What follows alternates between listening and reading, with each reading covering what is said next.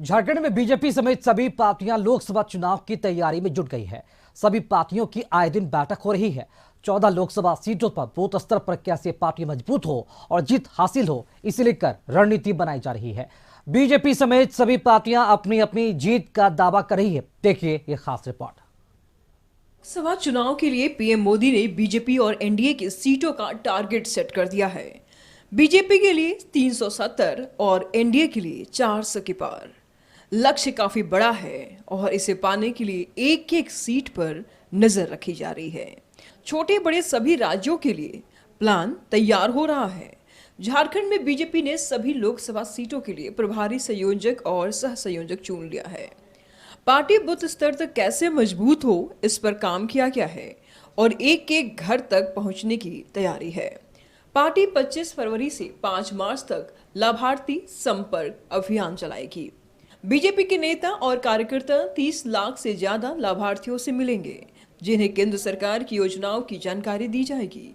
साथ he missed call के जरिए पार्टी को समर्थन देने का आग्रह किया जाएगा।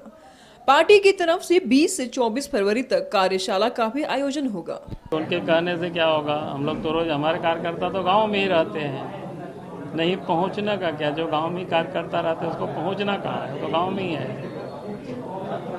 आज उन लोगों के लिए परेशानी पैदा हो गया है जिसके बारे में लोगों को बड़ी विश्वास थी। हेमंत सोरेन बड़ा ईमानदारी से काम करेंगे।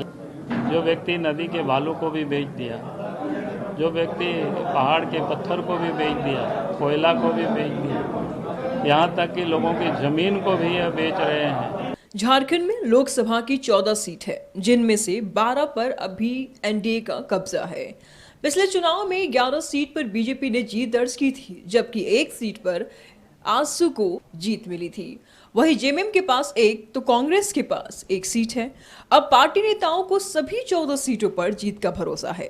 दावा किया जा रहा है कि नरेंद्र मोदी का चेहरा और समाज के हर वर्ग के लिए काम बीजेपी की जीत की गारंटी है।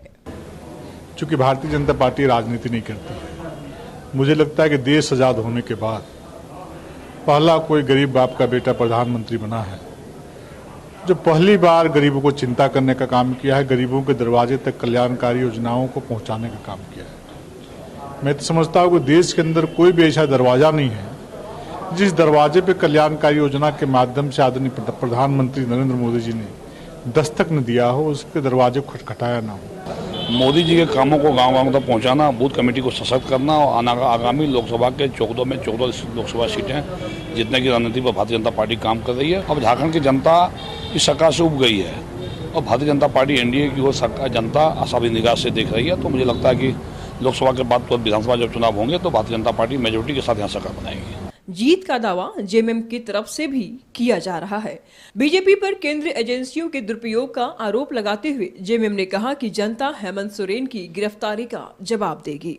बीजेपी जितनी भी जोर आजमाइश कर ले, नतीजे बता देंगे कि जनता किसके साथ है। झारखंड में जो मौजूदा परिस्थिति है, जो आक्रोश है गांवों में, जाकर लोग देखें।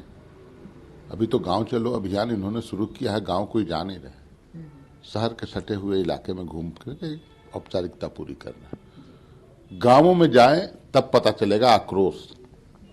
हमारे झारखंडी वीर, हमारे हीरो, हमारे पथ प्रदर्शक, हमारे अगुआ, हमारे नेता हेमंत सोरेन जी के साथ जो व्यवहार केंद्र की सरकार या भारतीय जनता पार्टी की सरकार कर रही है, एक एक पाई का हिसाब झारखंडी जनता लेगी, सूद सहित इनसे वसूल करेगी।